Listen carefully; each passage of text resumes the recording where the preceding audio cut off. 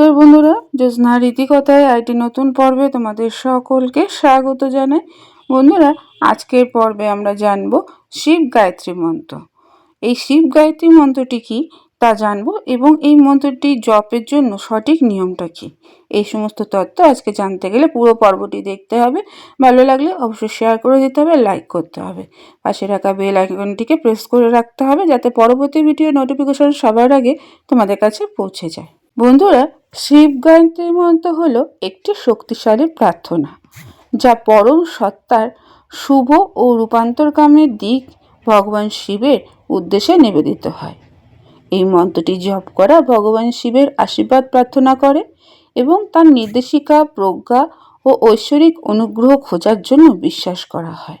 এবার আমরা জানব শিব গায়ত্রী মন্ত্রটি কি। ওম তৎপুরুষায় বিদোমহে মহাদেবায় ধীমহি তন্ন রুদ্র প্রচোদয়াৎ। এর অর্থ হলো, ওম আসুন আমরা সেই পরম পুরুষের ধ্যান করি, অর্থাৎ ভগবান শিবের ধ্যান করি, অর্থাৎ রুদ্র আমাদের সঠিক পথটা দেখান। এরপরে আমরা জানব যে এই গায়ত্রী মন্ত্রটি জপ করার সঠিক পদ্ধতি। প্রথমেই জপ করার জন্য সঠিক প্রস্তুতি নিতে হবে। জপ করার জন্য মনকে শান্ত রাখতে হবে এবং শান্ত জায়গা খুঁজতে হবে।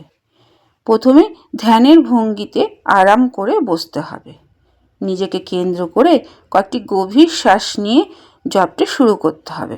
তারপর নিজের চোখ বন্ধ করে মনোযোগ সহকারে ওম এই পবিত্র শব্দটি ধ্বনি আকারে নিয়ে আসতে হবে।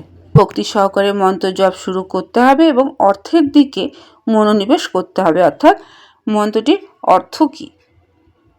অবশ্যই মন্ত্রটি জপ করার সময় একটি মালা ব্যবহার করতে হবে। সেই মালার প্রতিটি পুঁথির জন্য একবার মন্ত্রটি পুনরাবৃত্তি করতে হবে। তবে জপ করার সময় একটি স্থির ও ছন্দময় গতি বজায় রাখা খুবই দরকার এবং প্রতিটি শব্দ যেন উচ্চারণ সঠিক হয় এবং মনোযোগ সহকারে করতে হবে। বন্ধুরা, যখন শিব গায়ত্রী মন্ত্রটি উচ্চারণ করবে তখন মনে ভগবান শিবের রূপটি কল্পনা অবশ্যই করতে হবে। তার ঐশ্বরিক আশীর্বাদ ও নির্দেশনা পাওয়ার কথা কল্পনা করেই জপটি শুরু করতে হবে। তবে বন্ধুরা, তোমরা ভাববে যে কতবার এই জপটি করব।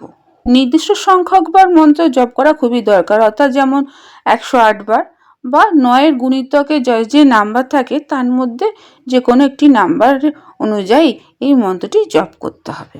কাঙ্ক্ষিত সংখ্যক যে সংখ্যক অনুযায়ী তোমরা এই জপটি করবে, পুনরাবৃত্তি শেষ করার পর নীরব ধ্যানে কয়েক মুহূর্ত চুপচাপ বসে থাকতে হবে। তার ঐশ্বরিক উপস্থিতি এবং আশীর্বাদের জন্য ভগবান শিবের প্রতি কৃতজ্ঞতা প্রকাশ করতে হবে, অর্থাৎ জপ করার পর ভগবান শিবের উদ্দেশ্যে নমস্কার করে জপটি সমাপ্ত করতে হবে।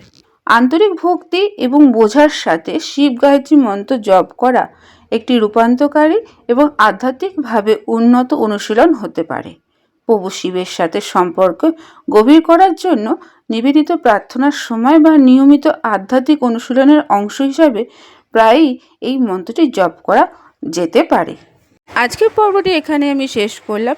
এতক্ষণ আমার চ্যানেলটির পাশে থাকার জন্য এবং ভিডিওটি দেখার জন্য তোমাদেরকে অসংখ্য ধন্যবাদ।